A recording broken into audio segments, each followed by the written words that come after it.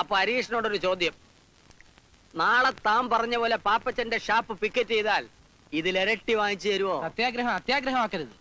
അത്യാഗ്രഹം അല്ലടോ, അത്യാവശ്യമാണ്. എലക്ഷൻ ആണ് വരുന്നത്. ഞാനൊരു കാൻഡിഡേറ്റ് ആയിരിക്കുമെന്ന് എനിക്ക് അറിയാമല്ലോ. ചെലവിന് പണം വേണ്ടേ? ഭരണം കയ്യിലില്ലാത്ത ഈ അവസ്ഥയിൽ ഇങ്ങനെയൊക്കെ അല്ലേ നമുക്ക് പിരിക്കാൻ പറ്റത്തുള്ളൂ. അത് നേരെ. നമുക്ക് ഇപ്രാവശ്യം 2 MLA ഉള്ളത്. അതിനുള്ള പണം നമുക്ക് ഇപ്പോഴേ പിരിച്ചുണ്ടാക്കണം. ആരാടോ 2 MLA? ഒന്ന് അണ്ണൻ തന്നെ, വഴുത്തല Sasi sitting MLA, 2 advocate Harikrishna MA LLB. അതെ, എനിക്ക് അങ്ങനെയുള്ള മോഹങ്ങളൊന്നും ഇല്ല. മോഹൻ ഞങ്ങൾക്കാണ്. MLA മാത്രമല്ല മന്ത്രിയാകും. ഏത് വകുപ്പാണ്? വനം, മരാമത്ത്, എക്സൈസ്. ഇതിലൊക്കെ നമുക്ക് 4 കാശുണ്ടാക്കാൻ പറ്റുന്നത്. നമുക്ക് എക്സസൈസ് ആക്കാം. എക്സൈസ് അല്ലോടോ, എക്സൈസ്. എന്താ എല്ലാവരും സമ്മതമല്ലേ? എക്സൈസ് മന്ത്രി ഹരികൃഷ്ണൻ, എക്സൈസ് മന്ത്രി ഹരികൃഷ്ണൻ. ഞാനൊരു എംബോക്ക് ഈ കട്ടിൽ കുത്തിയിരിക്കുന്നുണ്ടില്ലേ? മദ്യവർജനത്തിന് വേണ്ടി എരിപൊരി വെയിലത്ത് കാലും നീട്ടി കുത്തിയിരുന്ന് യാതന സഹിച്ച് എനിക്ക് എക്സൈസ് വകുപ്പ് തരാതെ. അയ്യോ, അണ്ണന് ഞങ്ങൾ വേറെ വകുപ്പ് തരാന്നേ. അണ്ണന്റെ എനിക്കൊരുത്തന്റെ സൗജന്യം വേണ്ട. എല്ലാം നിശ്ചയിക്കുന്ന ഒരാൾ മേലെ ഉണ്ടല്ലോ, അദ്ദേഹം കനിയണം. ശരിയാ, എല്ലാത്തിനും ദൈവാനുഗ്രഹം വേണമല്ലോ. ദൈവം അല്ലടോ, പാർട്ടി ബോസ്. അങ്ങേര് നിശ്ചയിക്കട്ടെ. ജേഴ്സി, നിന്റെ സ്വപ്നം സഫലമായ. ജേഴ്സിയോ? എന്റെ ഭാര്യ. ഞാൻ വിചാരിച്ചു പശു ആയിരിക്കും. ആ, താൻ ധൈര്യമായിട്ടിരിക്കണോ. കെ ദിവാകരൻ പറഞ്ഞത് തന്നെ. ആ, നമസ്കാരം ബോസ്. നമസ്കാരം. ഞാൻ പറഞ്ഞ ആള് വന്നിട്ടുണ്ട്. ആ, വരാൻ പറയൂ. വരൂ.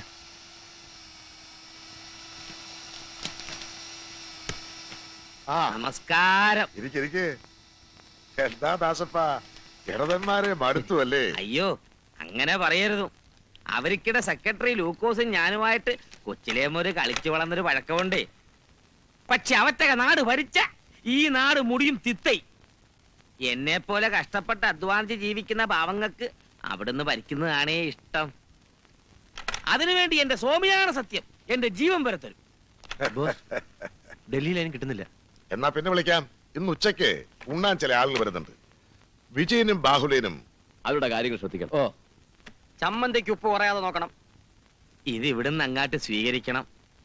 ഇലക്ഷൻ ഫണ്ടിലേക്ക് എന്റെ ഒരു ചെറിയ അതൊക്കെ എന്റെ മോന്റെ കൈ കൊടുത്താൽ മതി. ഫണ്ട് കാര്യങ്ങളൊക്കെ അവനാ നോക്കുന്നത്.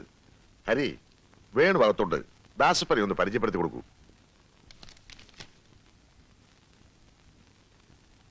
ശശി, ഓ, ഈ ഹരിക്ക് വേണ്ടി യൂത്തുകാർ ഒരുപാട് നിർബന്ധിക്കുന്നു.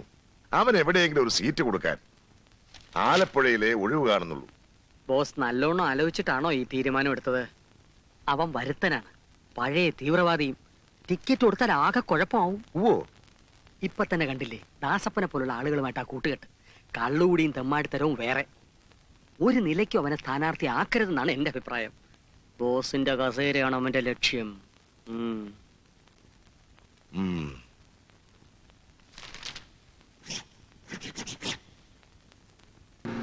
ഒന്ന് വേഗം വിടൂ. സീറ്റെല്ലാം ഇപ്പൊ വീതിച്ച് കാണുമോ എന്തോ. താൻ നേരെ വിടറോ. No എൻട്രിയാ sir. മന്ത്രിക്ക് എന്തോന്ന് നോ എൻട്രി? താൻ വിടറോ.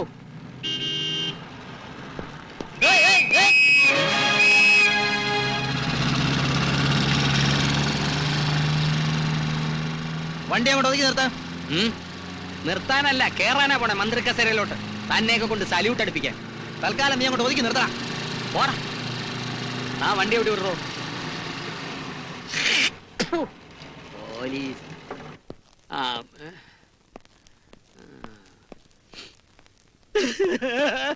എന്നെ തടയരുത് ബോസ്. എന്നെ തടയരുത് ബോസ്. ഏതെങ്കിലും ഒരു മന്ത്രിസ്ഥാനം എനിക്കും കൂടി തരണം. ഇല്ലെങ്കിൽ ആലപ്പുഴ ഡിസ്ട്രിക്ട് എനിക്ക് കാലുകുത്താൻ ഒക്കുകയല്ല. ഞാൻ ആത്മഹത്യ ചെയ്യേണ്ടി വരും. എന്താ ശശി ഇത്? ചൂല പിടിച്ച പിള്ളേര് മിഠായിക്ക് മോങ്ങുന്ന പോലെ മോങ്ങുന്നത്. ഓരോരുത്തരും മോഹിക്കുന്നത് സഹായിച്ചു കൊടുക്കാൻ എനിക്ക് ഒക്കുവോ? മറ്റുള്ളവരെ പോലെ എന്നെ കാണരുത്. ബോസിന്റെ കിടപ്പുറ വിരിക്കുന്ന ജോലി മുതൽ അടുക്കളപ്പണി വരെ ചെയ്യുന്ന എന്നെ. മന്ത്രിയാവാൻ ഒരു കുശിനിക്കാരന്റെ യോഗ്യത പോരല്ലോ. പോരെ. താൻ അധികം സംസാരിക്കണ്ട. അപ്പൊ എന്നെ മന്ത്രിയാക്കില്ലെന്ന് ഉറപ്പിച്ചില്ലേ? ഞാനിങ്ങനെ ആലോചിച്ചിട്ടേ ഇല്ല. ആഹാ, ആരാണ് നിങ്ങളെ കൊണ്ട് ഇത് പറയിപ്പിക്കുന്നെന്ന് എനിക്ക് നന്നായിട്ടറിയാം. പാർട്ടിയിൽ എന്റെ വളർച്ചയിൽ അസൂയ മൂത്ത നിങ്ങളുടെ മകൻ വേണു. എടോ, താൻ ഭ്രാന്ത് പറയരുത്. അവനെന്തൊരു കാര്യം? മുഖ്യമന്ത്രിയുടെ കുടുംബാധിപത്യം ഞാൻ അവസാനിപ്പിക്കും. ഈ ശൈലി ഞാൻ തിരുത്തും. നമുക്ക് കാണാം. ശശി, നീ ദോശ കഴിച്ചിട്ട് പോ. ആശ നശിച്ചിരിക്കുമ്പോഴല്ലേ ദോശ. ഈ അനീതിക്കെതിരെ പൊരുതാൻ നിങ്ങൾ എന്റെ കൂടെ ഉണ്ടാവണം. ഇല്ലെങ്കിൽ പാർട്ടിയിലെ യുവജനങ്ങൾ മുഴുവൻ നശിക്കും. സ്വന്തം മകനെ വലുതാക്കാൻ മുഖ്യമന്ത്രി മറ്റുള്ളവരെ വെട്ടി ചെറുതാക്കും.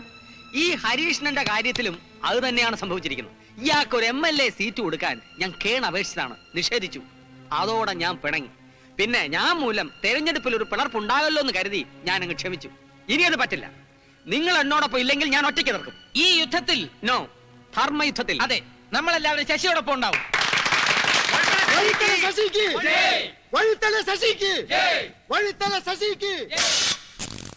അപ്പൊ മുഖ്യമന്ത്രി എന്ന നിലയിൽ ദിവാകർജി ഒരു പരാജയമാണെന്നാണോ നിങ്ങൾ പറഞ്ഞതിന്റെ അർത്ഥം? ഒരിക്കലുമല്ല. മുഖ്യമന്ത്രിയോട് വ്യക്തിപരമായി ഞങ്ങൾക്ക് ബഹുമാനമുണ്ട്. അദ്ദേഹത്തിന്റെ പ്രവർത്തന ശൈലിയാണ് എതിർക്കുന്നത്. ആ ശൈലി തിരുത്തണം, അതാണ് ഞങ്ങളുടെ ആവശ്യം. ഈ എതിർപ്പിൽ നിങ്ങളോടൊപ്പം ആരൊക്കെ ഉണ്ട്? അതൊക്കെ കാത്തിരുന്ന് കാണുക. കൂടുതലൊന്നും ഇപ്പൊ പറയാനില്ല.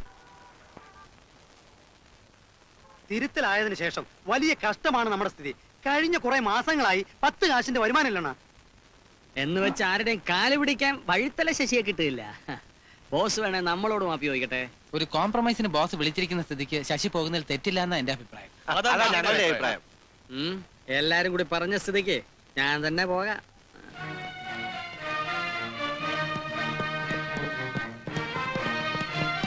ബോസ്, എന്താ ഇത്?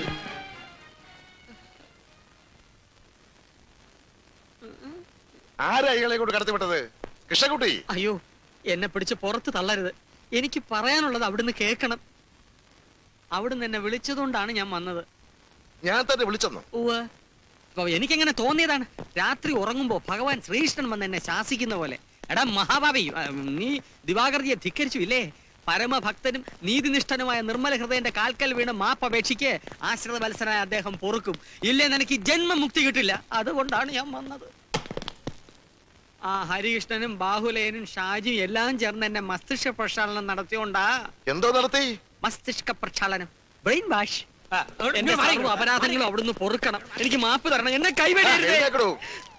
ഈ മനംമാറ്റം മന്ത്രിക്ക് ശ്രമിച്ചാണെങ്കിൽ നടപ്പില്ല. വേണ്ട, അങ്ങയെ സേവിക്കാൻ എനിക്ക് ഒരിക്കൽ കൂടി ഒരു അവസരം തരണം. എനിക്കാരുടെ സേവ ആവശ്യമില്ല, പാർട്ടിക്കാണ് വേണ്ടത്. തനിക്കതിന് കഴിയുമോ? ഉവ്വ്, പാർട്ടിയെ സേവിക്കാം. എങ്കിൽ തന്റെ കൂറുമാറ്റത്തിന് കാരണക്കാരായവരെ കുറ്റപ്പെടുത്തി പ്രസ്താവന ഇറക്കണം. ഇറക്കാം. അങ്ങ് പറയുന്ന എന്തും ഞാൻ ചെയ്യാം.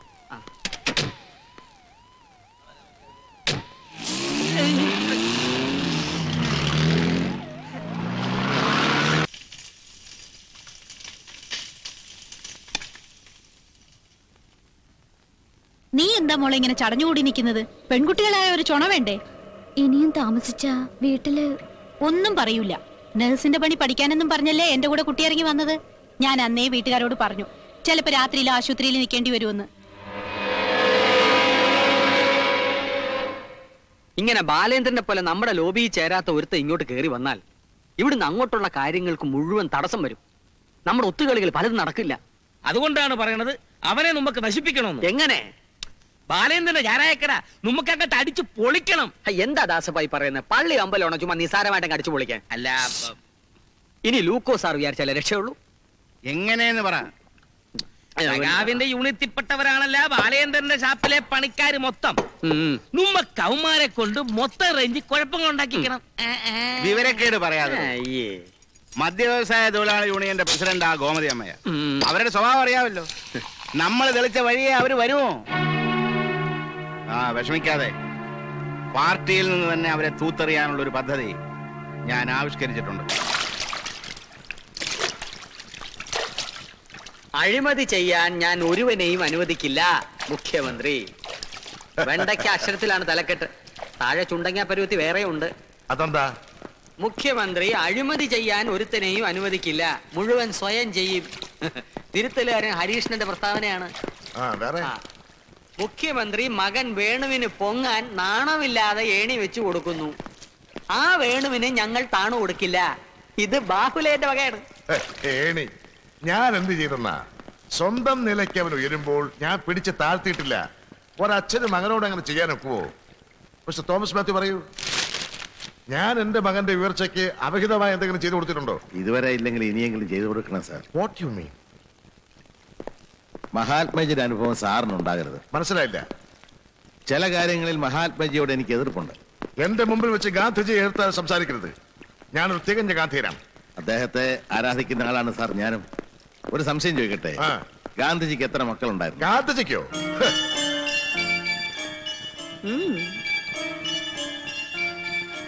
3 2 ആണും 1 പെണ്ണും. അല്ല സാർ 4 ആൺമക്കളാണ്. ഹരിലാൽ, മണിലാൽ, രാംദാസ്, ദേവദാസ്. ഓ ഇവരെ മറ്റുള്ളവർ അറിയുന്ന നിലയിൽ ഗാന്ധിജി വളർത്തിയില്ല. അതാണ് അദ്ദേഹത്തിന് പറ്റിയ തെറ്റ്. ആ തെറ്റ് ഒരച്ഛനും ആവർത്തിക്കരുത്. പ്രത്യേകിച്ച് സാർ ഒരു ഗാന്ധിയനായ സ്ഥിതിക്ക് മക്കളുടെ ഉയർച്ചയ്ക്ക് വേണ്ടി എന്തും ചെയ്തു കൊടുക്കണം. അത് മറ്റുള്ളവർക്ക് ഹിതമായാലും ശരി, അഹിതമായാലും ശരി. അതിന് നിങ്ങൾ ഈ പറയുന്നൊക്കെ ഈ തിരുത്തലും വിമതലൊക്കെ മനസ്സിലാക്കട്ടെ. അത് വലിയ കഷ്ടം തന്നെയാണ് സാർ. ശശി ഒന്ന് പത്രത്തിൽ വേറെ ഒരു പ്രധാന വാർത്ത ഉണ്ട് സാർ. അതെന്താ? IG ബൽറാമിനെതിരായ വിജിലൻസ് റിപ്പോർട്ട് അച്ചടിച്ച് വന്നിട്ടുണ്ട്. വിജിലൻസ് റിപ്പോർട്ടോ? അതെ. അതെങ്ങനെ പരസ്യമായി? ആരാ ചോർത്തിയത്? അറിയില്ല സാർ.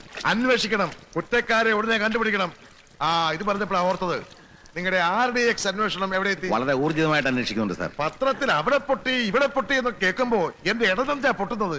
എത്രയും വേഗം നിങ്ങൾ ഇത് കണ്ടെത്തി നശിപ്പിക്കണം. RDSന്റെ കാര്യത്തില് അതിന് കുറച്ച് പ്രയാസമുണ്ട് സാർ. അതെന്താ?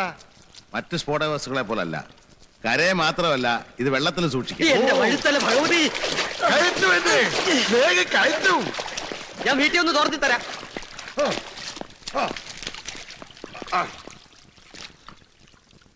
ഇതുപോലെ വീട്ടിൽ ഉണ്ടാക്കണം, ഇല്ലെങ്കിൽ റിസ്ക് ആണ്.